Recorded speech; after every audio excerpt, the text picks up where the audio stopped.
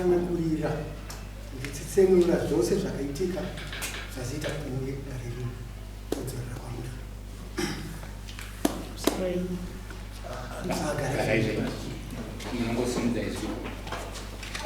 Pamusuri changamiri indetwa Nora Madziwa nyika mwana kwaDawenzi. Pane zvakaitika musi wa18 mwezi waFura.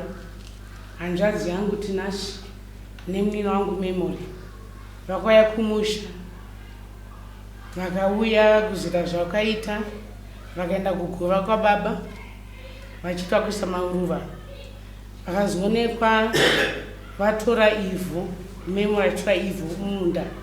Saka ndoda kuti dare rino mambo toda kuziva kuti ivhu rakabva kumusha uku raizoshanda chii, nekuti hapana ukama hwakaudza kana hama chaidza dzizive. Isaka zvingofuna kuti ndozvaitika kumusha kune kamera ndoyakaona zvese. Chakamira titonge kuti nyaya iyi yakafamba sei. Ndinoda kudzokera kwamuri Tinashe. Pindura pamusoro wendani. Ndiri kudzokera kwamuri Tinashe kuti nhau iri kutaurwa izvi musati mapinda munhau iyi. Ndoda kuti mungonditaurira kuti munopokana nayo here kana kuti ichokwadi chiri kutaurwa nehanzvadzi venyu. Ichokwadi chiri kutaurwa. Ichokwadi tinotenda. Ndine plea because ndakatora ivhu racho saka ndachikumbira kuti aiwa ingobvuma. Aiwa kana mangobvuma tikuda kumutanga mangobvuma kuti.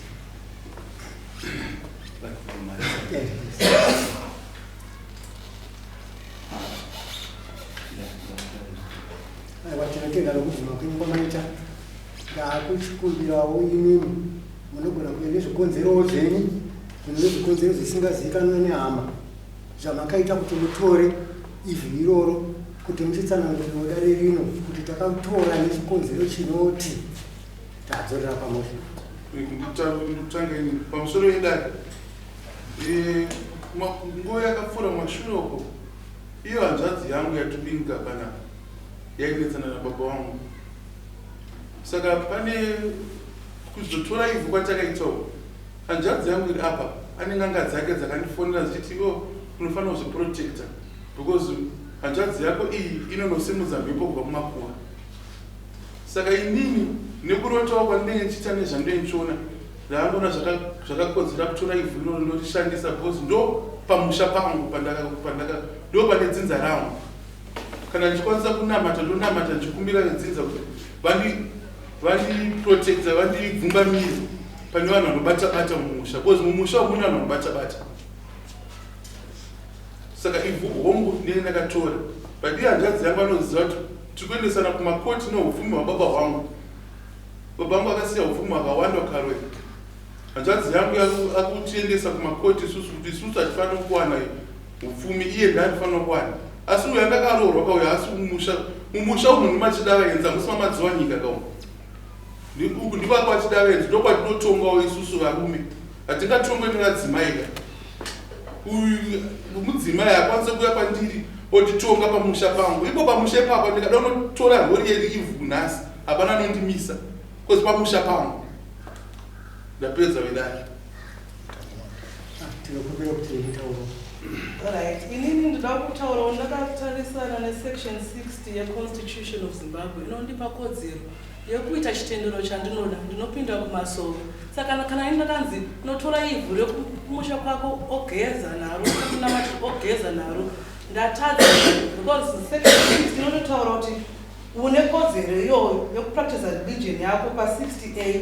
Pa-B inotaura kuti chero akazviita akazara vanhu in public kana kuti in private ikodzero yako. Saka inini ndinopinda kumasowe ndaidawo kuti zvinhu zvangu zvindifambire ndosaka ndakatora ivhu iroro. Saka ndiri kuti chero dai ndisina kuudzawo kama constitution yeZimbabwe inotondiprotecta because inoti I can practice my religion in public or in private. But anyway kumashure uku ndakatombomuudza hanzvadzi yangu inonzi Doni nditoti kukuti Paul lift ndoda unotora ivhu ndoda kuzoita munamato wangu akandipopotera kwachikaenzi atite zvekumasowe wakangouya ikoko nemapostori ako ndinokurova emese nemapostori ako. Kana dai ndichikuziva madheti kana ndiri kunyeba togona kuenda kuEconet recording iyoyo kuda akandithreaten ndakati but no, this is my religion. Iwo hauite izvozvo. Mutemo uri kuti I have every right because zviri mutemo, even section 3 yeconstitution inobva yatotaura kuti ma-founding values and principles kuti the respect for the following, part D, the nation's diverse cultural, religious and traditional values. Saka inini Zimbabwe has diverse religious values handingakoneswe kupinda chitendero changu nemunhu because this book is protecting me. Ndo zvega zvandingataura kumunda. And ndakatoona makamera acho ndakati inini this is my religion. Makamera akazara kuti otherwise aina wachidalaenzi pamusha pedu ndozvino chidalaenzi baba vangu vanonzi Francis chidalaenzi saka pamusha ndipangu nditoshandiswa kufamba iri kuti panapa pazvakunda kuita hatisuda kuwanza nyaya dzemapepa yamukuti viringira because hatina kudzidza saka toda kutaura zvinonangana nedare pamukauya kuzotora ivhu panga pasinoweri dzimwe hama ipapo pamusha dzakadzirwa tingati isisu vakuru ana baba anani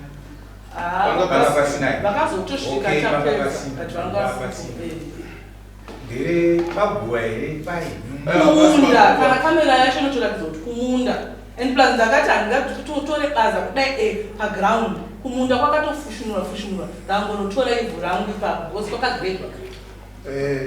Regai today so tinogona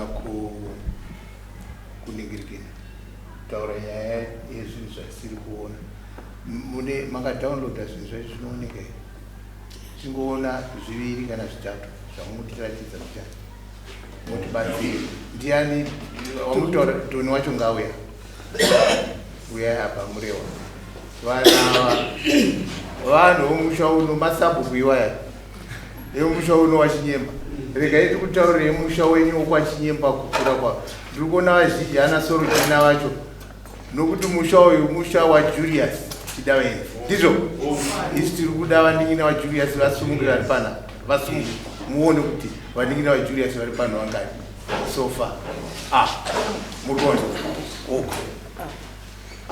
muri kuvaona ndovaridzi vemusha ndovandingina vaJulius Julius ndokubereka Francis ndiani mhuri saka musha ndovaridzi vamo vanoonekwa kuti tiri kuda kuita zvakati ana sekuru pamusha tichigara zvenyu tinoda kuti mutipe nhingi tione zvakaitika ipapa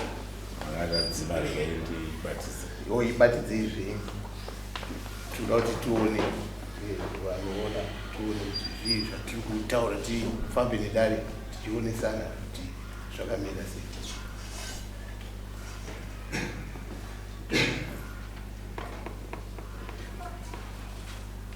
musi wechimama takamira kuvhura kwefoni inini ndandauya ndakamira mhuri nekuti mhuri yakati enda unoita kudare tinzwe kuti zvinhu zvakaitwa izvi zvinotenderwa here mumusha kana kuti saka inini ndakamira kwepachidavaizi.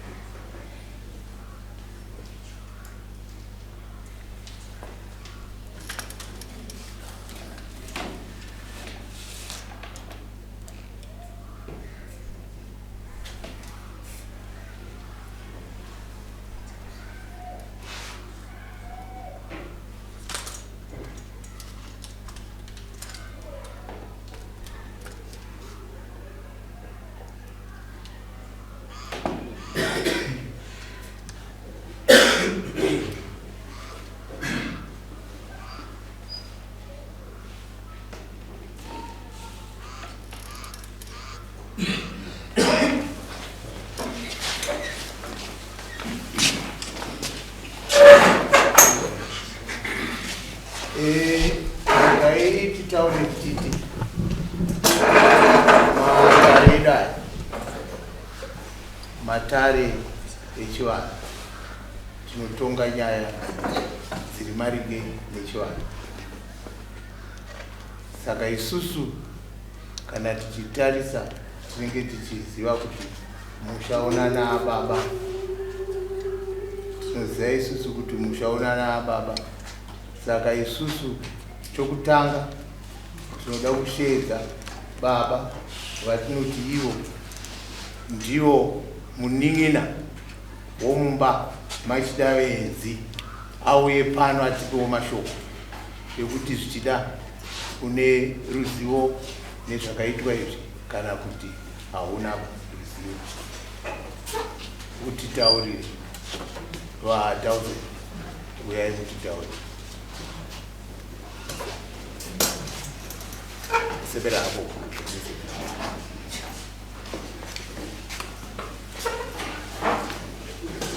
murewa tipe uchapupu wenyu imuri yenyu kai imuri ige munokwidza izvo pamusoro yedai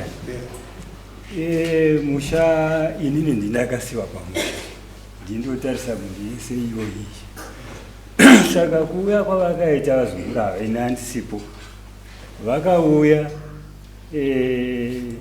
ndichinzwa kunzi izvo kwauyiwa nevazukuru venyu kumba uku asi vauya nemaruva kuzesa maruva kupi kuguva ndakati aho ko vanga vanani zvakanzi aiwa vauya vari vatatu mukomana nemusikana nemumwe wechitatu uyu wavaita sekunge ndiye sagwira iri handizivi. Saka ndokuchiti aho ko saka pane here mumwe wavaona kunuka kuti wavapa shoko kuti aisiramboesawo maruva hapanai. Ndakati aho asi zvinoremera nokuti kana deni vanga vatadza kundibata inini ndine mwana ari padhuzewo neni anova ndiye baba wokuti wevana baba vovana ava vakazoti vaichida kuendawo zvaina kwavaienda ndokuwanika vakomana motikari iripo pamba ndokungotsambukira kwacho. Baba vacho varipo?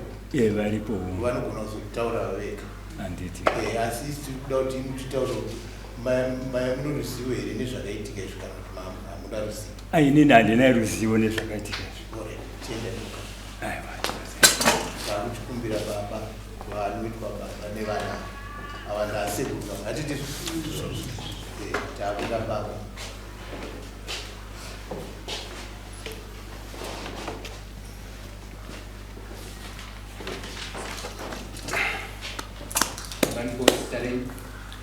It was Zakia Chidavayenzi.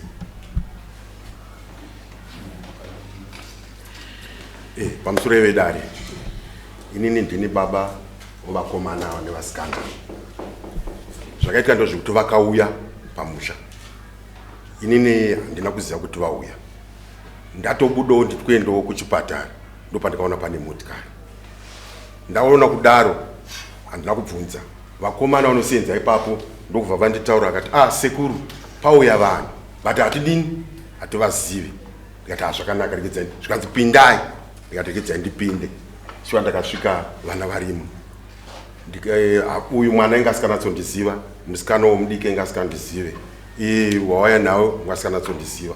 Ndazvipa introduction ndikati ndetwa Vachidavayenzi, ndini muning'ina wanababu wenyu Francis. Zvikanzi nayo ndimi. Ndikati munogara papi? Ndisaurenga waiti sawira. Munogara papi? Ndikati ndogara panapa pasera. Muri mwana wani? Ndikati waTimoti. Ana baba vedu vakuru ndokwaGreya. Baba vangu voita vechipiri. Pano paJulius, paJulius ndowekupedzisira. Zvakanaka totaura paya. Zvikanzi aiwa kuya kwataita tauya tarangarira birthday rani rababa. Saka tangoti regedzai tiwinze maruva. Ndikati maita zvakanaka. Ndokati musaura ndobva atiti aiwa saizvozvo izvo munogona kutoonawo zvandaita sei. Ndikati aiwa handii. Shuwa ndikanoonawo vaisa ruva vakati iri ndere mukomana iri ndere musikana. tikati maita zvenyu zvakanaka. Vakati takunoona kwamaikana maikana. Tikati siri kuenda kuchipatara zvikanzi zvamuri kuenda kuchipatara muita sei tongokutakurai toenda. Shuwa takakwira mumotikari tati anosiwo chi kusaidi. Wobva ati ndakumhanyira kunoona shamwari yangu. Wabva angotenda uchinoone chi shamwari yawo ndopatikapedzisira. Zvokuti kuzoona zvakatanga kuitika pakutanga vachiuya kana kuti iwe ngwasikaziva vanenge vanotomboziva kuti tiripo havanatira pana chatinoziva.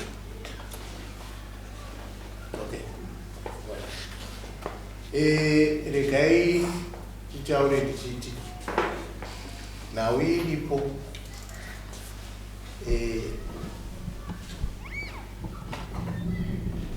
chivanhu chedu chakagara chiripo, tinotonga tichiteedza chivanhu.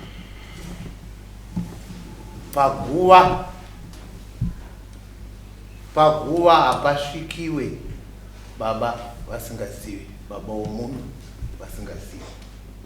Paguva hapasvikiwe, ndoda kuti vanhu vachitonzi chivanhu. Paguva hapasvikwe pasina sawira wedzinza. Mapanzo hapasvike pasina sawira wedzinza. Dzinza rekwechinyemba iri vandoziva masawira avo. Hazvirambidzwe mwana kana achinge achiti aiwa ndafungawo kuti ndada kuti ndisvike paguva pababa. Hazvirambidzwe, but zvine mutemo unoteedzwa. Sawira anotorwa, baba wavataurirwa, wobva wati aiwa chiregai titaurire sawira, ndine vana, vamwe vana pamwe pakavigwa baba vakanga vasipo, vamwe vazukuru vakanga vasiko, vakanga vari mhiri kwemakungwa, vauyawo vanoda kuti vachisvika vaone pakaradzikwa baba, vanouya vosvika kuna baba vemusha, nokuti musha watiri kutaura musha waJulius. Musha waJulius wosvika kuna baba, baba ndo nhau yatinaye, vazukuru ava vakauya vari kuda kuti vasvikewo vaone pakavigwa asekuru vavo kana kuti vaone pakavigirwa vavo. Panotorwa sawira, uya sawira anouya, hatiti maona sawira kana achinge auya ndiye anosvika ovhura pamberi, ende sawira iyeyo anotopuwawo futi chi kamari kokumusvitsa paguva. Ndochivanhu chedu chatinoita kuno. Guva haringosvikiwi kuno kumusha. Kuno kumusha kune mutemo. Paguva panosvikwa pane mvumo yababa, paguva panosvikiwa pana sawira paguva. Ishungu dzokuda kusvika pana baba kana pane zvamunenge muchida, nokuti kutaura kwaitwa tazoona isusu kunzwa kuti aiwa makasvika paguva, tazozvinzwa isusu ndo zvatazoona. Asi tichiona paguva pacho taona pane maruva, handizivi kuti mumwe murume akanga aripo ndiani, ndiyada kuti mundipindure. Ndisawira wako. Sawira wako tatarisa apa ane zvaanga achitambidza mudzimai uyu achiisa mumaruva chi namato. Hatiti mazvoyo. Saka isi chiti zvinhu zvakadaro zvinoda baba varipo, zvinhu zvakadaro zvinoda vokama vamwe varipo, especially baba, nokuti hakuna kwazvinozoenda baba varipo. Ndo zvatinenge tichitarisira, nokuti hauzoziva kuti chinhu chaiswa mumaruva mobva maenda kuguva, zvamanoiswa paguva hapana aripo. Hatiti maona chii chinozoitika pakaitika zvimwe zvinhu, paitika chihani, vanhu vanozinga vakufunga kuti vanhu vaenda vakonzeresa. Hatimuzvona ndo zvazvinoita. Saka muchiona tichiti svikai pamusha, hamurambidzwi, but svikai kuna baba vemusha. Hatiti maona zvokuti ndanzwa ini kuti makazouya muchida mazoenda kunoona amai maikana. Amai maikana iva vanonyatsoziva chaizvo kuti musha uri una nasawira vedu. Muzukuru kwavo mai maikana muzukuru anoziva zvakanyanya. Ainge akakuti aiwa handei pana asekura ari yamakatanga kutora, hati ainge akakuratidzai nzira nemaitirwo azvinoitwa. Hatiti maona zvino apa pakatadzika, hapana munhu asingatadzi. ndozvinhu zvanda kutaura mupenyu. Hakuna munhu asingatadzi, munhu wese anotadza, but munhu unofanira kubvuma kutadza kwawaita. Hatitizvo? Hakuna munhu asingatadzi, munhu wese wenyama anotadza, but chatiri kurevera nyaya inenge yatadzwa. Isu tinenge tiri kutonga nyaya zvayakaita, nokuti ana baba wacho vari pano vapa uchapupu havazvizivi. Anove baba wenyu ari mwana waJulius ari pano apa umboo akakuonai, asi akaona maita basa iri kare kumakuva, zvamaita kumakuva ati ndo pane mhosva yamuri kuwanikwa munayo. Hatirambe isusu kuti vanhu vanoita miteuro inoitwa stereki. Munhu unenge uchida kuzviponesawo kumiteuro, vanhu vanoenda ikoko, vanhu vanoteura zvakasiyana. Enda unotora ivhu repamba pako, kana wakakuta, nokuti zvinoitikawo futi iye zvino izvi pamusha ipapo pari kugara munhu ari kurima aripo. Handizvo? Zvino makatora ivhu pamunda, iye ari kugara ipapo, akaona makabheji ake ari kuora asi achifita, hati anoti aroiwa. Aiwa tinoda kuti mumbozvitaura kuzviona. Vanotidairidzi munofanira kuva muri anasaura vangu futi. Tinoda kuti muzive dzidza. Hatinyari kuudzai. Oramba achispraya chei chiri kuenda kumadomini zvaramba.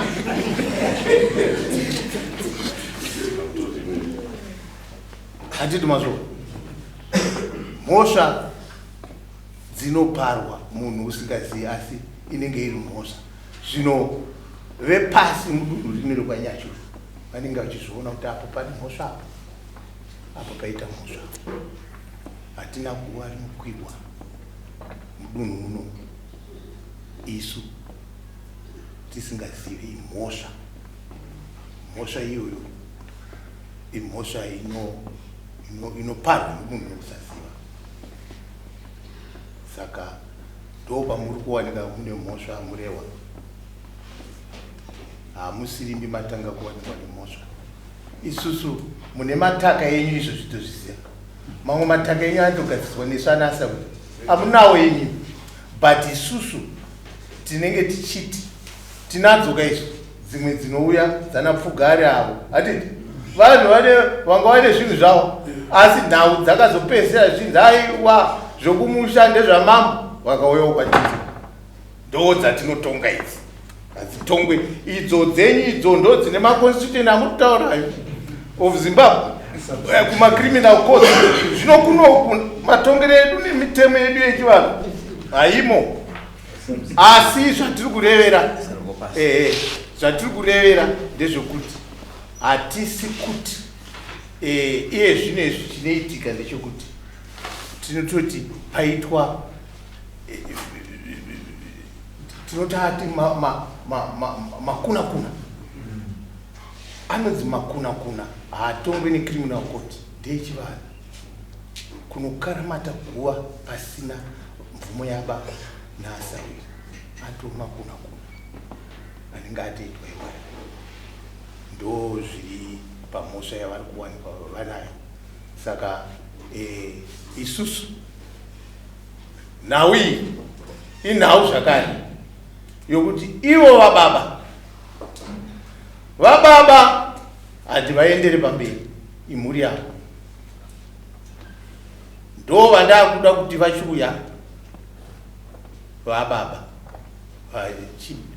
chikema baba uyaya, mhosva yaparwa nevana venyu, mhosva yaparwa nemhuri yenyu isina kukuzivisai, mhosva yaparwa nemhuri yenyu isina kukuzivisai. Ndimataura pano mhuri yanyu. Saka imimi munoti kudii kwairi? Inindira kuti mumhuri taida kuti mhuri batanai, muregere kuita rumwe. Chaona mumwe muudzana toita chinhu tiri pamwe chete. Semawira mamaita muchiti muda kuisa maruva, ndakabvunza kuti ko vamwe vacho vari kuharara vari kuzviziva here? Ndakashaya munhu akandipindura. Alright, kuno kumusha ndigere padhuze dhuze. Motadza neyo kundiudza kuti tinokuisa maruva. Kuuya zviri munouya muchiitawo zvimwe zviri pamba. Asi kana makusvika panokosha apa, aiwa udzaiwo kava. Ndo chikumbiro changu kumhuri yangu ishi. Right. Mataura zvinei chatakuda muri kuvati kudiko nemhosva sako uyai pamwe mune mashoko amuda kutaura. Uyai heni padhuze ndokuda kutaura muri pamwe. Ore ngoisingari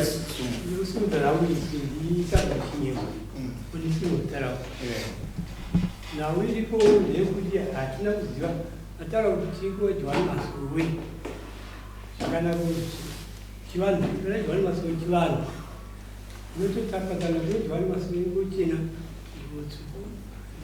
nyedzi nomwe izvo zvinoita zvotibatsira zvakare uye zvakumhosva yakazoita ndekuti shuwa hamuna kuziva kuti mumusha mune chikuru hamuna kuzosvika nhasi kuzomapara mhosva pano dai makauya aikwai gwara kanangu mazukuru tinonzai kadai dywana masowe isu dywana masowe tinoipinda ine patinosvika nepatinoperera mungu konstitution yezimbabwe inoita tinokwanisa kutambirawo zvakadywana masowe chaizvo ichechi asi ine chivanhu ichochi zvakaitodzora zvakari pakutwana vari kuti munoudza vakurumusha kuitira mangwana makavatana anouya kunyange dai kwangu kubva mukuenda kunyangana kuti masowe kwacho munototora ukama kuita kuti muonera nepamwe chete. Izvi pane mhosva chete yakaitika nokuti dai ndanga ndiri kwatindiyena kuti iye muningi wangu anga aripo kana ane komiti yangu aiuza kuti tinosvika tinopera tinopapa svika. Okay. Patasvika hamene kuti mapazisera vanhu vapara mhosva kwamuri ka hati ndizvo baba munovati kudii? Inini pachezvangu kuti ndivati vana ndiripei ndakanganisa. Vana vanoudzwa vokuziva kuti vasazozvipamidza. Funga ndo mazwi angu. Baba vari kupa mazwi ekuti makatadza mangu asi vari kukurekerai zvino kana baba vachikurekerai saizvozvo unokumbira iwe mukuru unoombera unongoya kuombera baba asi tirekerei baba aseko tiregerere takakanganisa taukusuma tiri pwere tinokanganisa mazuva akawanda asi tiri pwere tinoda kuita muchitidzidzisa.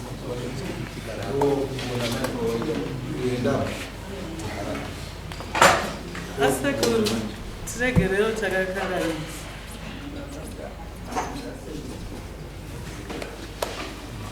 Right.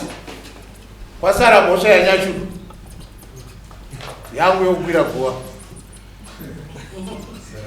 yangu yokukwira guva ine mhondoro dzangu haigone kuti ikumbirike regereretokuda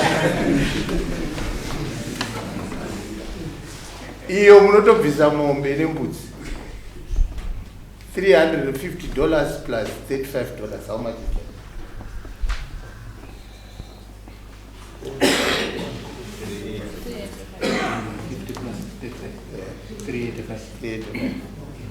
Ndo mari yamunobvisa iri mombe nembudzi pamhosva yamaita murewa mhosva yemhuri yenyu. Tapanzwa asawira muri kuzvivhara vana tokumbira regero yasavira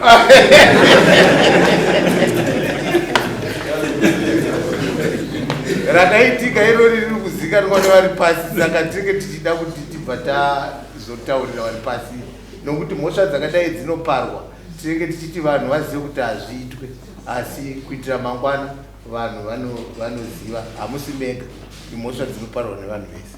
Ndofunga ndingakuti nyaya iyi yaperera tipewo time yekutopei because takuda kusvika mumayembo tapa judgment hapasina achataura tapa judgment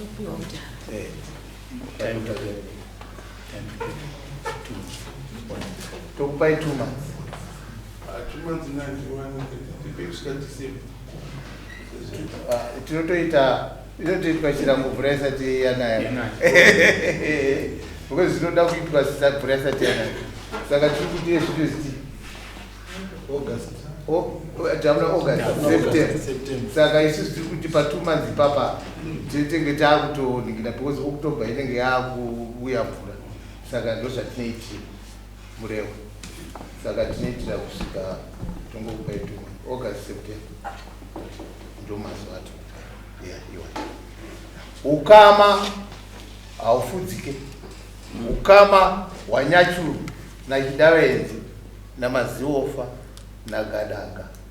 Mukomana nomini navanhu vatikutaura vatatu vakauya nyika yekwanyachuru. Mukoma wacho ndiye akadenhana kusaura nokwanyanya, nanhasi akavegerwa mugomo rendiro. Usaura hwepasi tigari haufudzike, hatiti mazuva usaura hwediwo. Saka isusu vana vanotadza asi vazivawo tatinoda kubatana kana kukanganisana kwenyu kwamuri kuseri kuri kumakotsi kwokudii ai isi tinongoti masaura edu dai vabatana vaita chinhu chimwe chete. Ndo zvatinoshuwira izvo, tinenge tisingadi gamuchirana muchiwirirana kudaro. Ndofunga dare redu rape renhau maita zvinhu.